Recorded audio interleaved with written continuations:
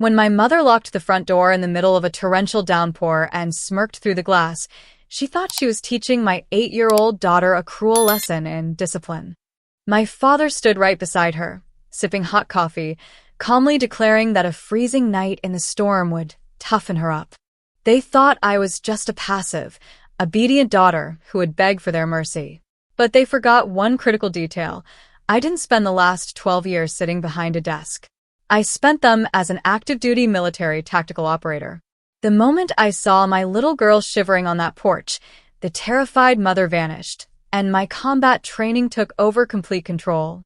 Before they even realized what hit them, I turned their entire home into a tactical operation zone, exposing a massive legal and financial lie that ruined them overnight.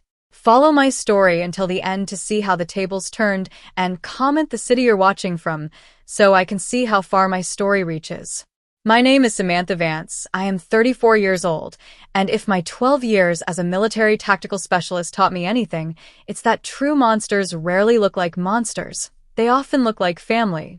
For over a decade, I operated under extreme pressure, executing high-stakes logistics and perimeter security in some of the most unforgiving environments on Earth.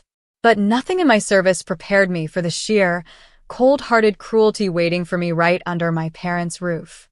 It was a dark, freezing November evening when the storm hit. A torrential downpour was pounding against the glass, and the wind was howling through the trees around my parents' rural estate. I had brought my 8-year-old daughter, Lily, a gentle, quiet child who carried my late husband's soft eyes, to stay the night after my truck broke down on the highway nearby. I expected tension. My parents had always operated on a strict, outdated discipline model where compliance was enforced through fear. But I never imagined how far their cruelty would stretch. Over dinner, Lily accidentally tipped over her water glass onto the mahogany table. It was a minor, innocent spill, but my father slammed his fist onto the wood so hard the plates rattled. My mother didn't offer a towel. Instead, her face twisted into a sneer. She grabbed 8-year-old Lily by her arm, dragged her toward the front entrance, and threw her out onto the wet, freezing porch. Before I could step between them, my father grabbed my shoulder, forcing me back as my mother slammed the heavy oak door and turned the deadbolt. Through the glass, I could see my little girl shivering in her pajamas, drenched in the torrential gale, crying out for me. My mother turned around, adjusted her sweater, and smirked. "She needs to learn respect," she said smoothly.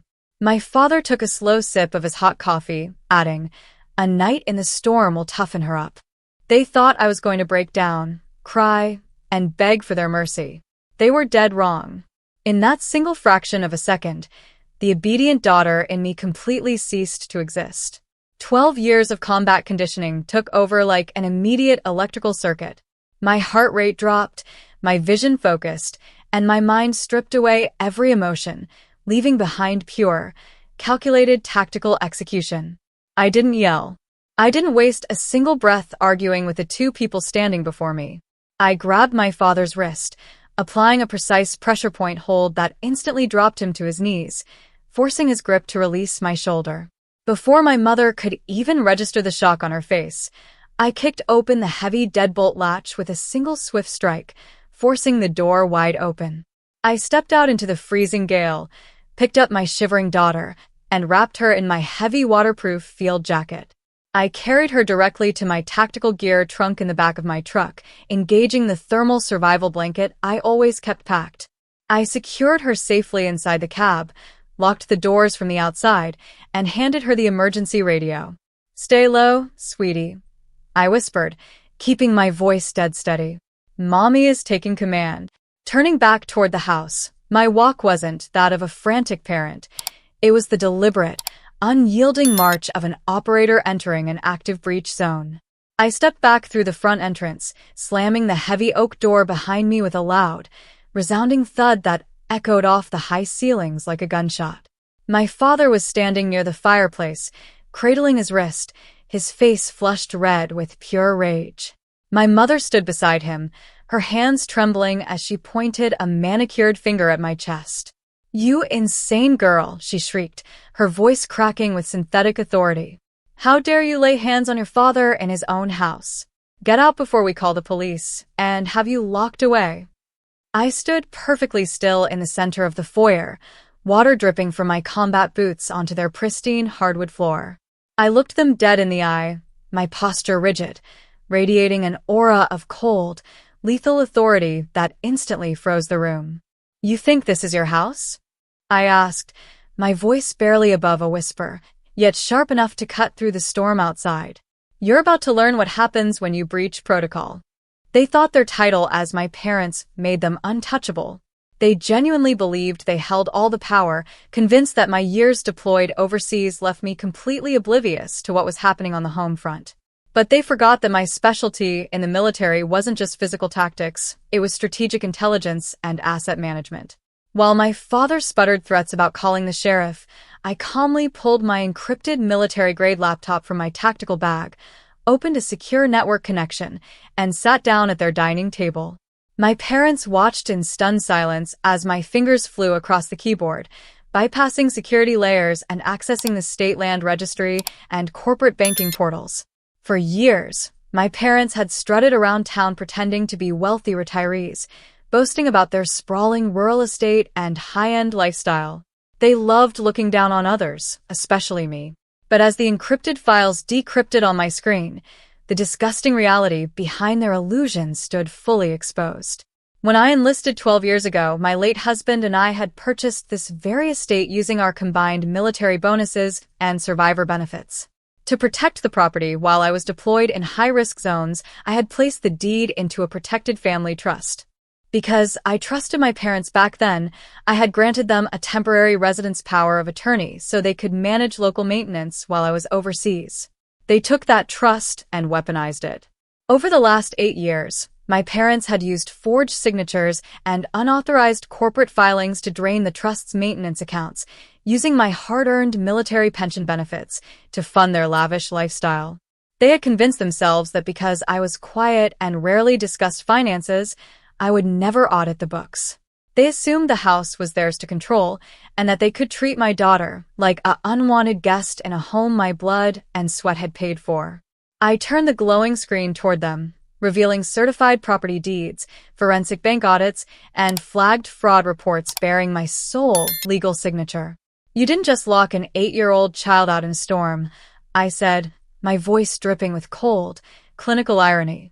You locked her out of her own house. Every brick, every acre, and every single dollar in those accounts belongs exclusively to me.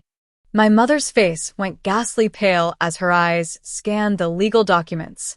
My father dropped his phone, his hands shaking so violently he could barely hold it. The arrogant facade they had worn for decades completely disintegrated in an instant. They realized their entire life was built on a lie, and the trap they had set had just snapped shut on themselves. By morning, the rain had stopped, leaving behind a cold, crisp dawn, but the real storm inside my home was just getting started. Refusing to face reality, my parents attempted one final, desperate maneuver.